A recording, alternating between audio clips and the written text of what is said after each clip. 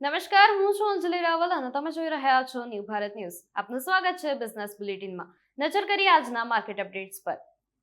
Boolean બજારમાં આજે ભારે કડાકો જોવા મળ્યો છે. મલ્ટી કોમોડિટી એક્સચેન્જ એટલે કે MCX પર સોનાના ભાવમાં 1478 રૂપિયાનો ઘટાડો નોંધાતા તેનો ભાવ 1,40,700 રૂપિયા પ્રતિ 10 ગ્રામ પર આવી ગયો છે. છેલ્લા માત્ર 3 દિવસમાં સોનાના ભાવમાં કુલ 7,482 રૂપિયાનો ઘટાડો નોંધાયો છે. તો બીજી તરફ ચાંદીના ભાવમાં પણ જોરદાર ગાબડું પડ્યું છે. MCX પર ચાંદીનો ભાવ 11,298 રૂપિયા ઘટીને 2,10,737 રૂપિયા પ્રતિ કિલોગ્રામ પર પહોંચી ગયો છે. છેલ્લા 3 દિવસમાં ચાંદી કુલ 21,728 રૂપિયા સસ્તી થઈ છે. નિષ્ણાતોના મતે વૈશ્વિક તણાવમાં ઘટાડો, ડોલરની મજબૂતી અને રોકાણકારોની નફા વસૂલીના કારણે કિંમતી ધાતુઓના ભાવમાં સતત નરમાઈ જોવા મળી રહી છે.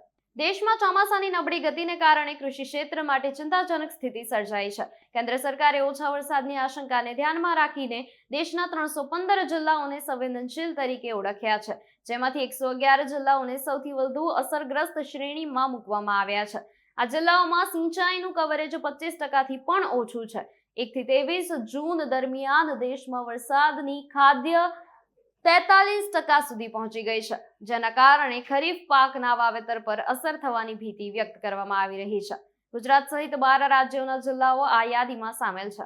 કેન્દ્ર સરકારે રાજ્ય સરકારને આકસ્મિક યોજનાઓ તૈયાર કરવા, પાણી સંરક્ષણ વધારવા અને ખેડૂતોને ઓછા પાણીમાં થતા વૈકલ્પિક પાક તરફ વળવાની સલાહ આપી છે. શેર બજારમાં રોકાણ કરનારા રોકાણકારો માટે મહત્વના સમાચાર સામે આવ્યા છે. NSE અને BSE માં હવે સતત 3 દિવસ સુધી કોઈ કારોબાર નહીં થાય.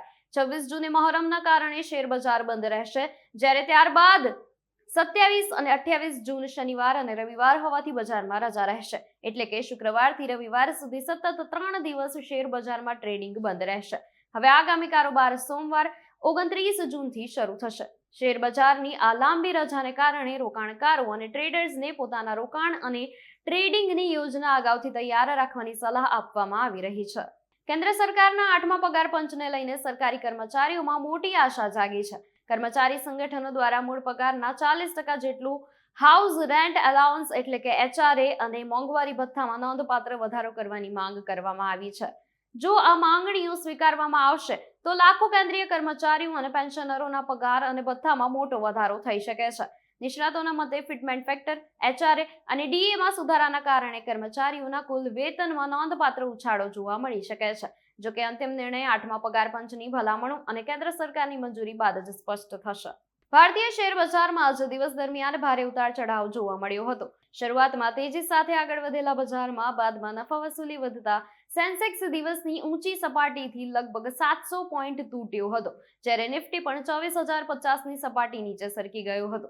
જોકે અંતિમ તબક્કામાં બજારમાં થોડી ખરીદી પરત ફરતા બપોરે 3 વાગ્યે સેન્સેક્સ 88 પોઈન્ટના વધારા સાથે 77,079 પર અને નિફ્ટી 39 પોઈન્ટના વધારા સાથે 24,061 પર ટ્રેડ થઈ રહ્યો હતો. કાચા તેલના ભાવમાં નરમાઈ, વૈશ્વિક બજારના મિશ્ર સંકેતો અને રોકાણકારોની નફા વસૂલીના કારણે બજારમાં અસ્થિરતા જોવા મળી હતી. નિષ્ણાતોના મતે આગામી દિવસોમાં વૈશ્વિક સંકેતો બજારની દિશા નક્કી કરવામાં મહત્વની ભૂમિકા ભજવશે. માર્કેટ અપડેટ્સમાં હાલ માટે બસ આટલું જ. વધુ અપડેટ્સ માટે જોડાયેલા રહો ન્યૂ ભારત ન્યૂઝ સાથે. નમસ્કાર.